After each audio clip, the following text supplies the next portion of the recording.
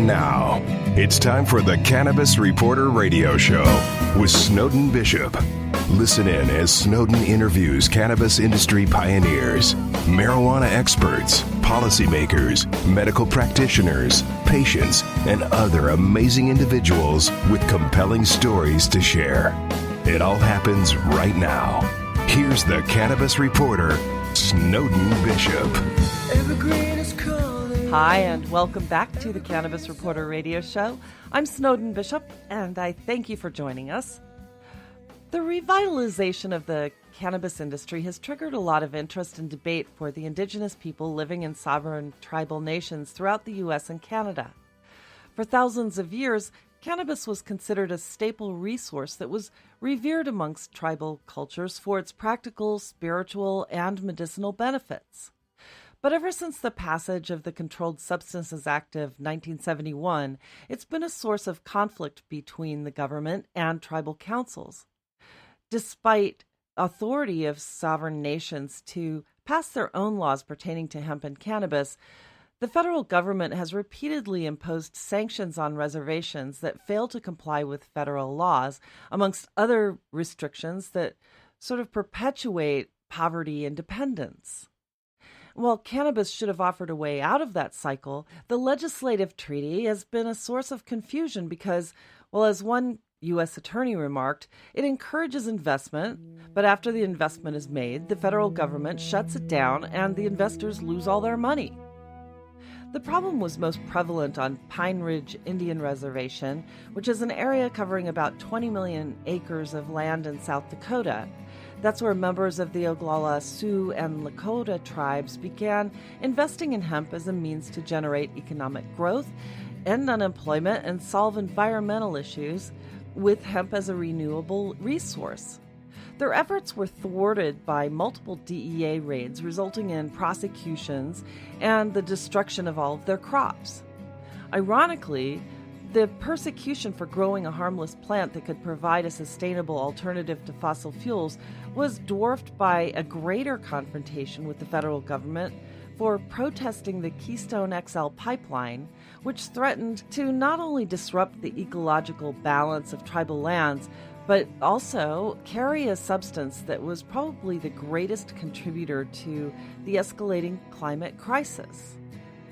And while the conflicts with the DEA over hemp and cannabis have diminished some in recent years, a new executive order by the Trump administration has reversed the Obama-era directive to stop the Keystone XL pipeline. And under this new order, a militarized police force is directed to impose brutal force, if necessary, to remove activists who dare to protest the destructive project.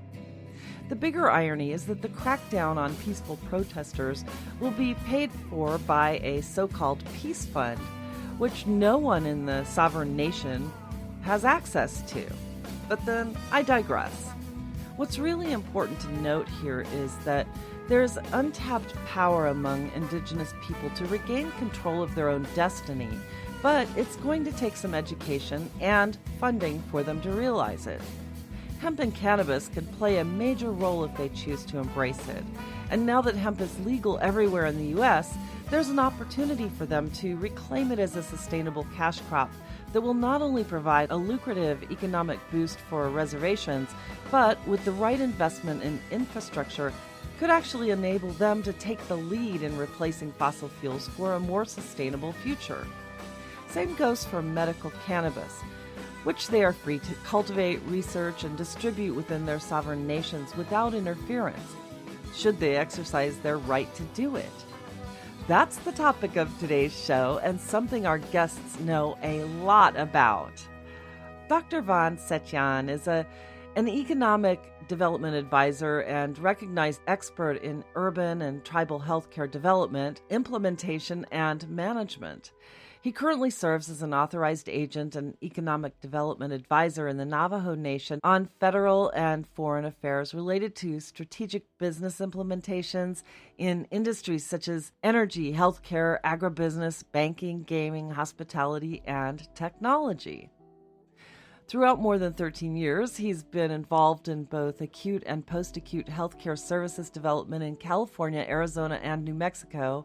Among other leadership roles, he's a chief executive officer and founder of Native American Pharmacy and NutriNative Corporation, and he recently brought, for the first time in history, hospice and related services to the Navajo Nation as the founder of Palliation Collaborative, a chronic disease prevention, management, and palliation network serving veterans, urban Native Americans, and underserved communities throughout the U.S.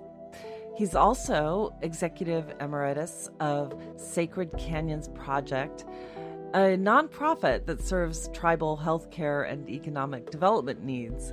He's an honorary member of Psi Chi, the International Honor Society in Psychology, and he's won multiple awards and honors, and he's also a participating member of Association of Former Intelligence Officers.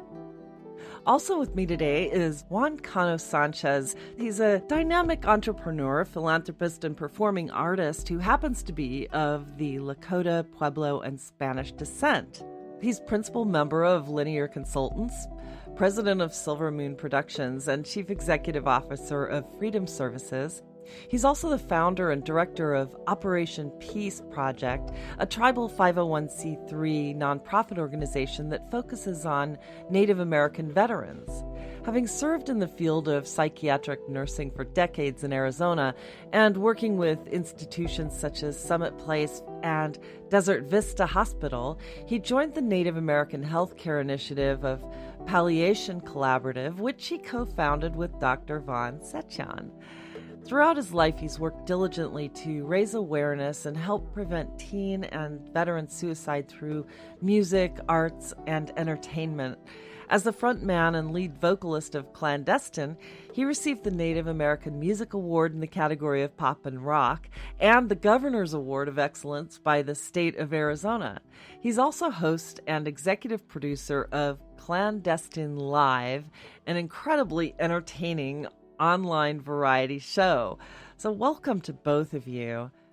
First, I'd like to just say thank you so much to both of you for being here. Thank you, Snowden. I'm really grateful, and I haven't covered so much the Native American community when it comes to cannabis, and so this is a real treat for me because I'd really like to learn a lot more. So anyway, I'm really interested in cannabis in relation to the Native American communities here in the United States. And as I had mentioned to you before, there's this difference between federal law and then the sovereign law as it pertains to the reservations. And I just want to get a feel for what some of the primary differences are so that our audience understands the difference. Yeah. Donna, you want to start? Sure. Really speaking directly to that, we can, as observers, if you will, if you take a look at the Native communities and you picture gaming, everybody's familiar with gaming, right?